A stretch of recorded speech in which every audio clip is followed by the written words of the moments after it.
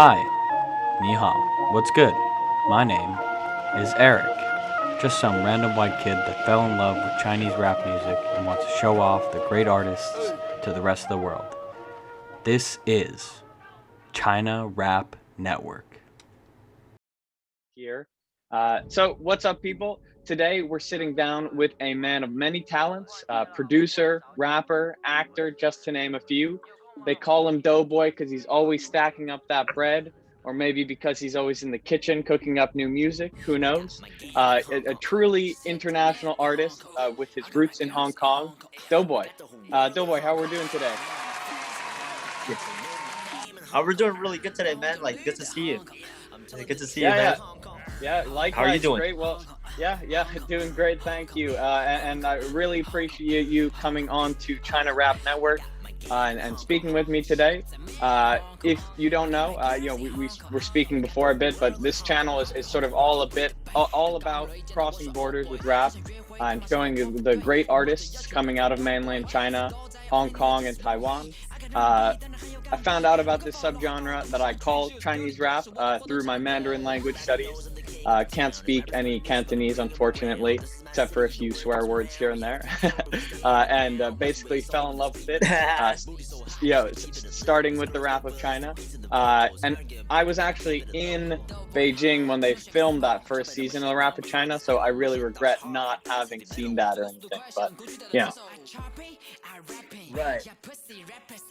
Great. Well, so I was just hoping we'd walk through a few things here. I've seen some great interviews already, kind of crossing both Western and media from both like the U.S. and coming from Hong Kong itself. But just wanted to give you a chance to introduce yourself briefly to the people that may not know who you are. Right. So I'm Doughboy. I'm a rapper, producer from Hong Kong, and and I've been producing for a long time, and I just started rapping. I would say maybe like late 2016. But like, before that, I was always just producing music for people.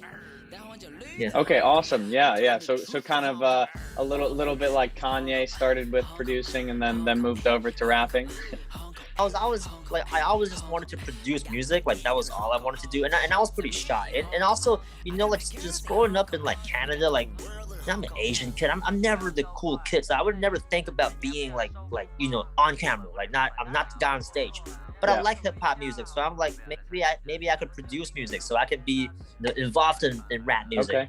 So I've been just doing that a lot, and then up until like maybe like early 2016, around, like, creatively, it's not getting anywhere. Like it's getting stale, like, creatively. Like, it's all the same music. I know what to do. I know how to make a beat, 16-bar verse, chorus, 8 bars. I know how it goes, And then I'm like, but creatively, what am I going for? And then my friends were like, maybe you could try rapping yourself if you don't want to give these beats to like different rappers. I'm like, yeah, maybe I could, but like, I wasn't really, I wasn't thinking that it's gonna like have audience, because I live in Hong Kong. Yeah. And like English is not the language here, right? Like, we speak Cantonese, right? So I'm like, but I could rap in Cantonese now, but before that, I'm not really into like writing. I'm not good at writing Chinese words. So like, I write English lyrics, and I'm like, nah, no one's gonna hear this. So I just put it out for fun, and then people started listening a little bit, and then so I continued doing rap music.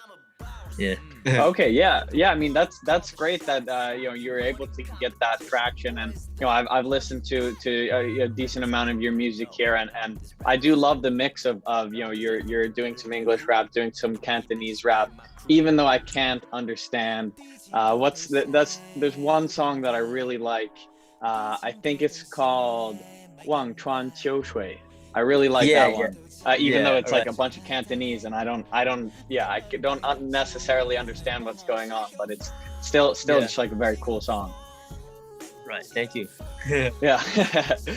So tell me, like, what are some of your main inspirations then, or like, who would be your main inspirations as both a producer and an artist? as a rapper, like in terms of writing, well, I'm a little like I think when I was in high school, I didn't want to listen to like a lot of mainstream stuff. Like I listened to like 50 Cent, like like all that kind of stuff. But like I didn't want to admit, it's cool to listen to like underground stuff, right? As a kid. Of course. So I was always digging.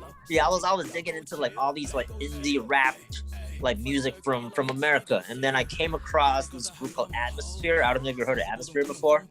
No, I don't think so. Probably not, right? Okay.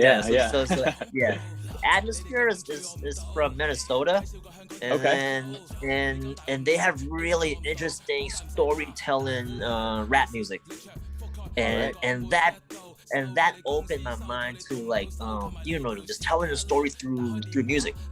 Yeah. That's great. Sound, I would say their sound is like a Macklemore. Okay. Yeah, interesting. It's like that. Yeah. It's like, okay. Yeah, that type of music, but a less refined, like a more real type of Macklemore. That would be like the Atmosphere kind of sound, and I was really into that type of like the storytelling. I like storytelling, So so as a writer, as a producer, as a lyric writer, I'm really into that. And as a producer, I would say, like you mentioned Kanye. I think Kanye is really like one of those. Yeah, Kanye's not the best at, like, technically he's not the best at anything. Right? He's not the best rapper. He's not the best producer, but he's the best at presenting like something to people. You know, and I like that. And I really appreciate that. Because you could be like the best guitar player, but you're not the most famous, So he found a way to like brand everything, and that is like actual producing to me. Producing's not really just making music, but also the whole the whole concept of the whole package. So he got it, man. Exactly. Bringing it all together, and then he used that to be as huge as he did. And who knows now with everything that he's doing recently, if you can sort of separate the art from the artist. But he has he's still like legendary for those songs that he did do, regardless of what he's doing now, I think. Totally. Great. So going on to sort of collaborations here, last year you put out a song with Lil Yachty called Mama. Great song, very positive. I love the music video as well. It seemed like a very just fun song to put together. And I read that you recorded with him in Atlanta. What was that like? Recording with him, going to Atlanta, like being in one of the worldwide centers of rap. It was actually. So how we linked up was that I actually met this kid called Tony. I met him backstage at a festival at a music festival in China. I think in Xi'an or something. So he was taking photos. So I met this kid who takes photos, right? And then one way or another, he takes photos of like music festivals everywhere. And then he just ended up living in Lil Yachty's house. this kid that I met. Oh my God. In China. Yeah, I met this kid like 2 or 3 years ago in China, and now he lives in Yachty's house. So after that, I was planning this album where every song like a collab. So it's kind of like a producer album, but I'm also featured in it. So sweet. So I was talking to my friend Tony. I was like, yo, like so you're in the US now, like you know any rappers? He's like, yeah, I live with Yachty. You wanna come to Atlanta? And I was like, yeah, and we were in LA recording something. I had this other song called Canada Breeze with Presta from Canada. That song's also great. Oh, thank you. So we were recording that in LA. So after that, we just flew over to Atlanta, and I like typical like Asian person. I was scared. I was, you have like from the hip hop perspective, I'm like, man, this is the trap, Yeah. I was a little scared. But then when we went to the QC studios, they were like family. They weren't. Yeah, I'm pretty sure no one had guns on them. It was a very friendly family. Like it was a family environment. So I was like, of course. Cool. Yeah. Yeah. That's nice. Yeah, that's very cool. I've heard that like Lil Yachty is one of those people that like can really cross the culture. Like he can be in the drugs and the guns culture, but like I don't think he does drugs himself. And like, it can also Yeah. be like that super nice, family friendly type of guy as well. Yeah. So it was that when we went there. So I was pretty happy about it. Awesome, very cool. And so you mentioned you're gonna have this like producer type album coming out. Is that for 2021 looking like, or? Yup.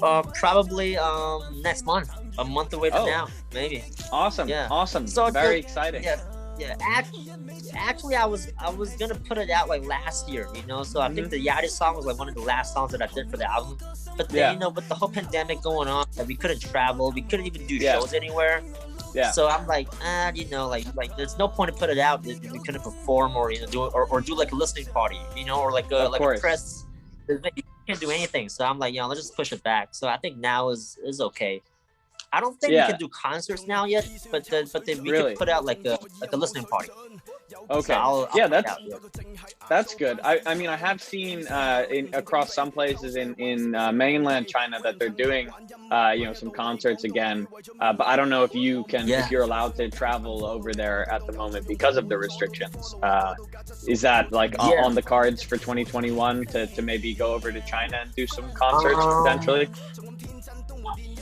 For the past 3 albums that I did like live houses, live house venues, and also like a run of like festivals. But then this time around, it's harder to get the what do you call that? The like it's hard to like get that working visa going on. So it might be just clubs, because club venues are like it's not like a concert. Club venues are like a party. So I might have to we're still thinking about it.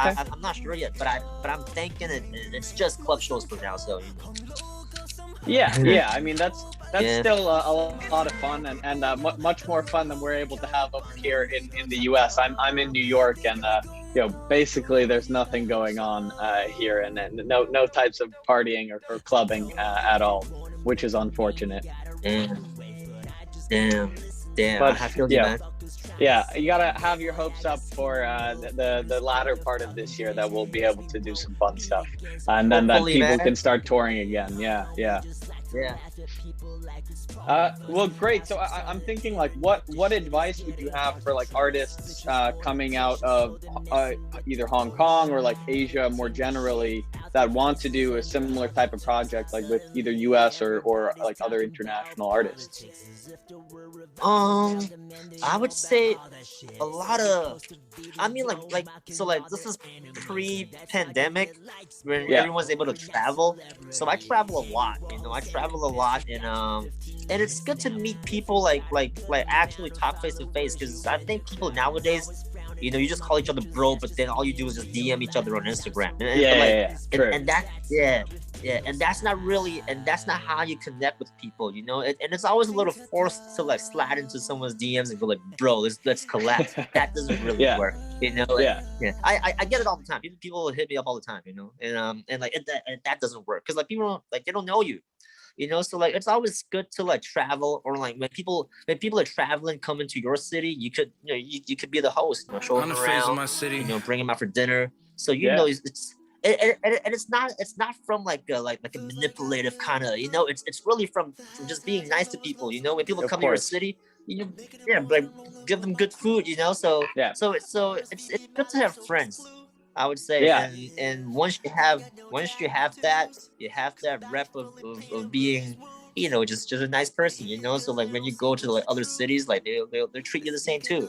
So once you build like a network like that, it's a lot easier to like do it, like I think for whatever industry it is, I think it's good to just have a really good network and just be like a stand-up guy, and just be like just be like the man of your words. But a lot of young kids, like they don't get it, because kids are like rushing, I feel like people nowadays are like, yo man, we gotta do it real quick, but like you can't, you gotta take your time, get to know people first, and then eventually something's gonna happen. So I think that would be my advice, just to be nice and just you got to build that relationship, and you know, it makes the song that much better if you have a real connection with the person, right? Yeah, totally. Yeah. Awesome. Yeah. Well, yeah, I think that's incredible advice right there, and you know, definitely something that other artists can sort of take heed of. Do you think that like Chinese rap can like go global, and like what needs to be done for it to be able to go global? Do you think? Oh, I feel like am I lagging right now? It might be me that's lagging a little bit, but yeah, probably Okay, on both you're ends. okay now. You're okay now. Okay, Okay, okay. you're okay now. Okay.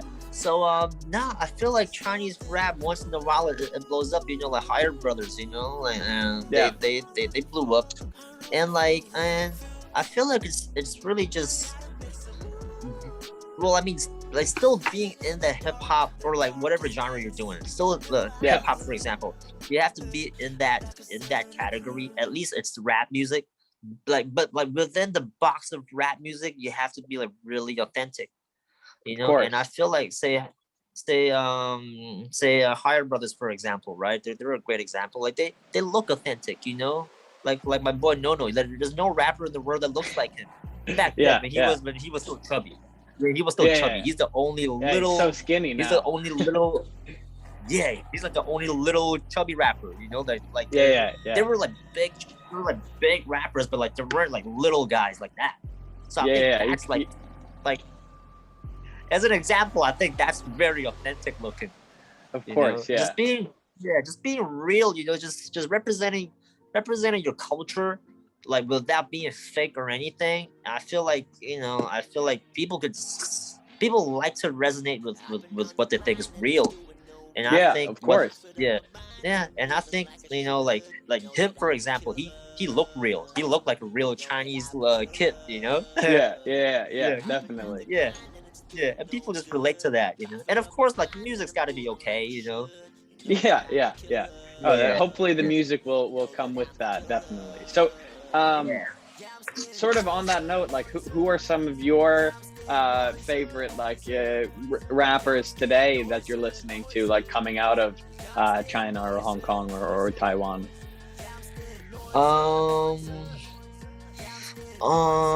Man, like, there's so many rappers nowadays, you know. Yeah. But like, I would say, Is there anyone? Is there anyone that like you have a collab with on the cards that like has, you know, that might be coming out for this new album, or like anyone that Right. you're thinking about working with potentially? Right. Well, just last year, I was on Answer J's album. Yeah. You know Answer J? Yeah. So I was on his album. Yeah, I produced a track, and I had a verse on the album. And then also, you know who's Li DoughBoy? Yeah, Li DoughBoy. Yeah. Yeah, so I produced like one song on his album that just came out recently. Okay. And yeah, and also I also did like a movie soundtrack for you know who's Landor, the guy who won the you know, the rap show where Rich Brian and stuff were judges at. You know, the rap show in China. Yeah.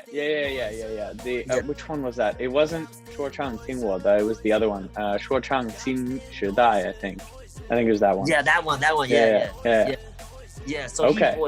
so Landor won, like, he won the thing, and then he had like you know, he had some movie soundtrack, and I produced that as well. So that was, so I've been collaborating Nice. with a few people from last year, and Awesome. yeah, and like, I don't know, like they're all very cool, and like I always meet people like right before they blow up, so it's always interesting. I'm like, I was Good. early on catching Yeah. this guy, you know, like Li Jialong.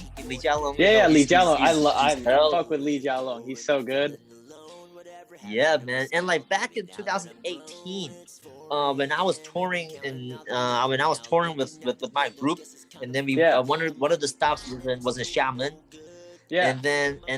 My friend hit me up. My friend hit me up. He was like, "Yo, I just found this new kid. You know, no one knows him, but like, if you like his music, can he be like your opening act?"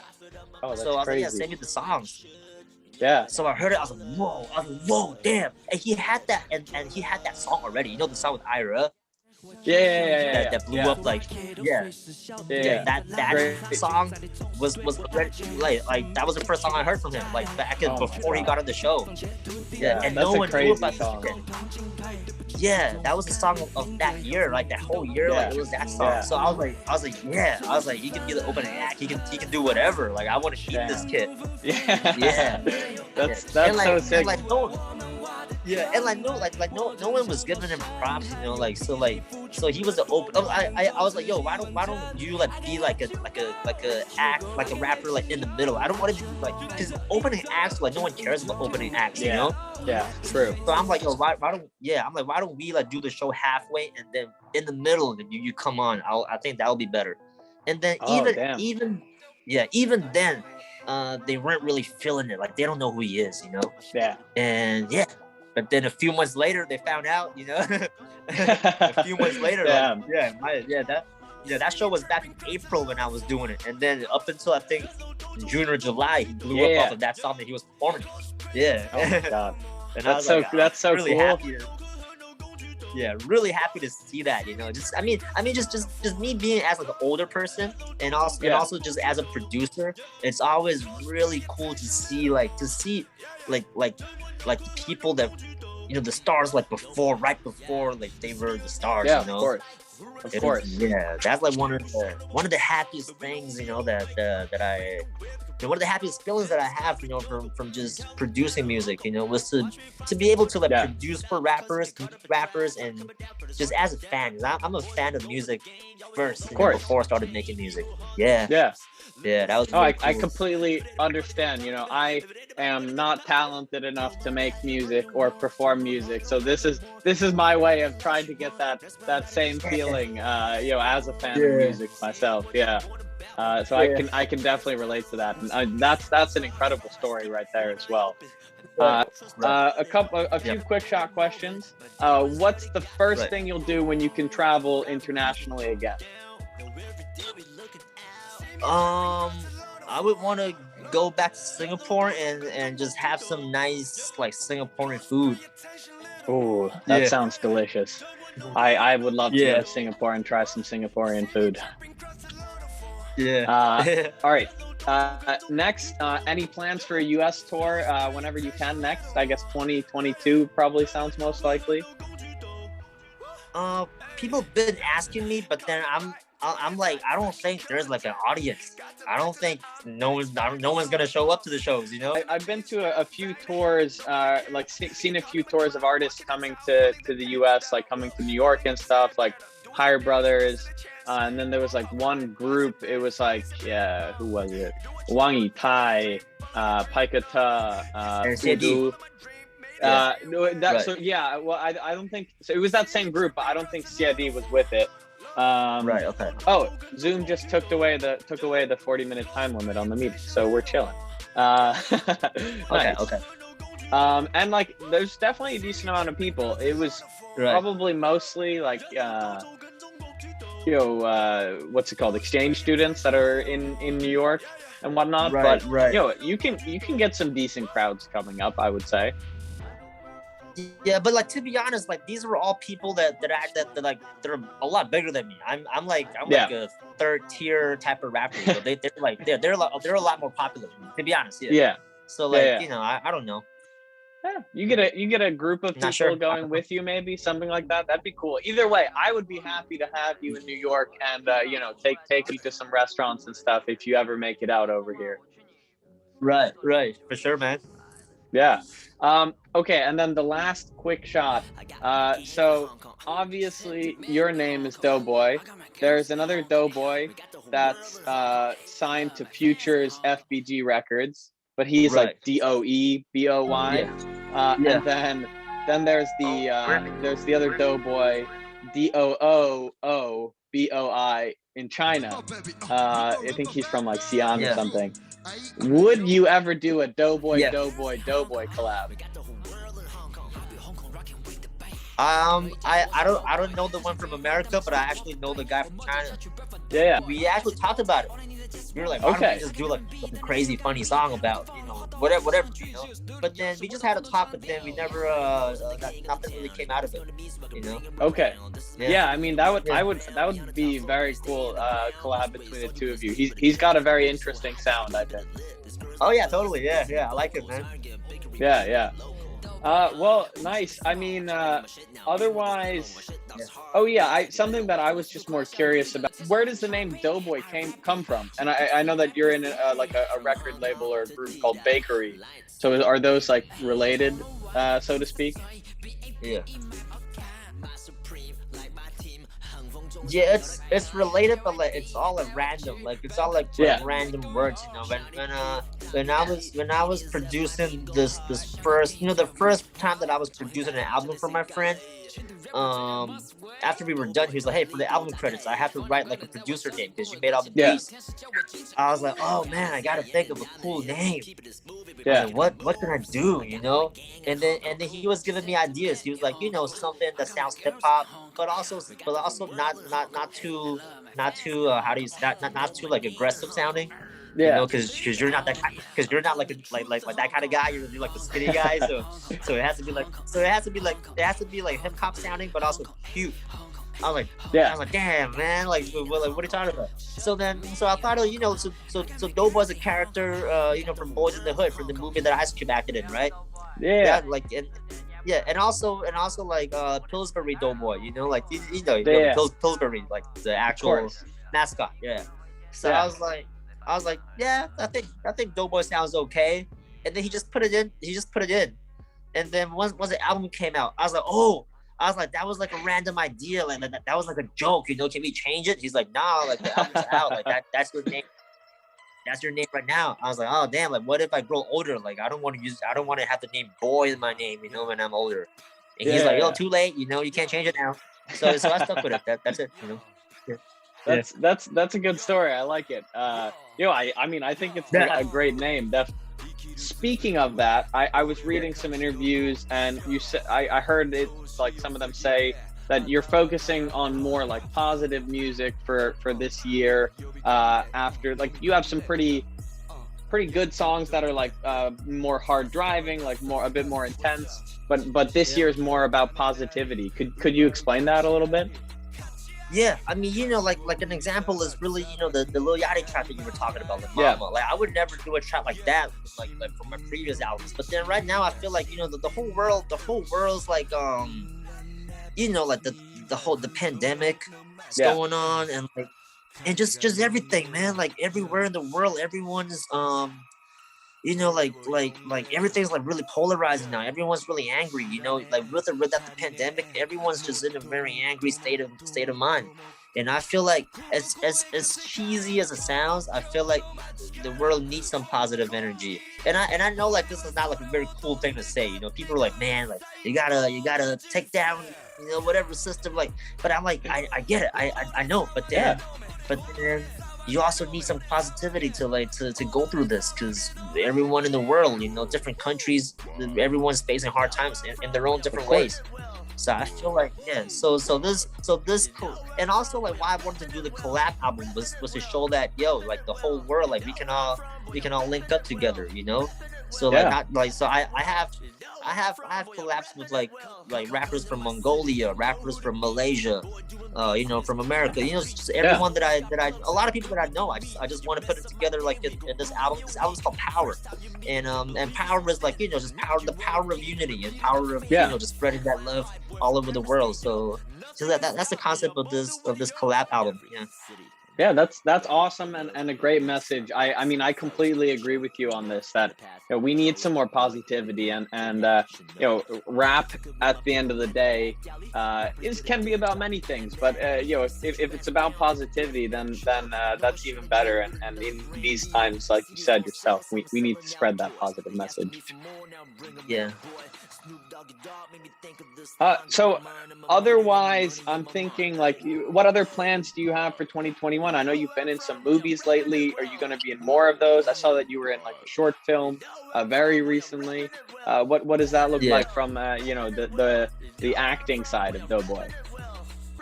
I don't even know how I got into acting, man. But like I shot.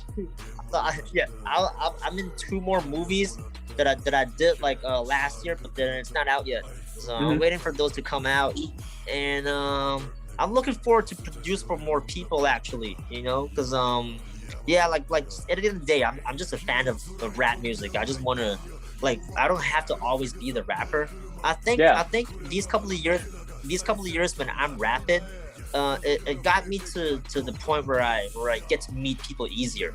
Yeah, I'm a rapper, you know, and I meet rappers and they know me, you know, and of course, and it's cool. It's cool to know everyone like that.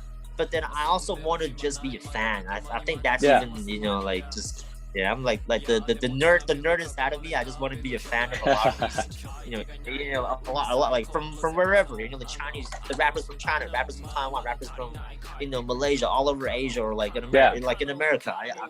I'm just a fan of everyone, and if I could produce for like any of them, I would be really happy, you know, and I just want to do that. I like being in the background more, you know, so yeah. I would want to do that. Yeah, that sounds great, and like, yeah, I very much understand that same like passion and feeling around that, you know, just wanting to be a part of rap and like, you know, be working with people in that aspect. I think that's really great, definitely. All right, well, I guess we can call it that for the recording. Thank you very much again, DoughBoy, for coming on to China Rap Network, and to the audience, I hope you enjoy. Make sure to like, follow, and subscribe. 今晚上月儿特别的圆，和老子兄弟笑得多甜，不只是耍的爽，也赚得到钱。看兄弟咋分的，一脸都说我走得去。今晚上月儿特别的圆，和老子兄弟都笑得多甜，不只是耍的爽，也赚得到钱。你看他现在才几点，把屁事放一边。 这条山路有18个弯，走到了半路我落了下单，踩断了荆棘我单枪匹马，和我的数量又翻了一番，攻克了山头，卸下了包包，悄悄地登起了5亩的高桥，居高临下把土想麻了，要了他大喊糟糕，陶醉摇摇，到老子给你出绝对的铁，解释不解释都必须要注意，我拆穿了曾经的福利的血。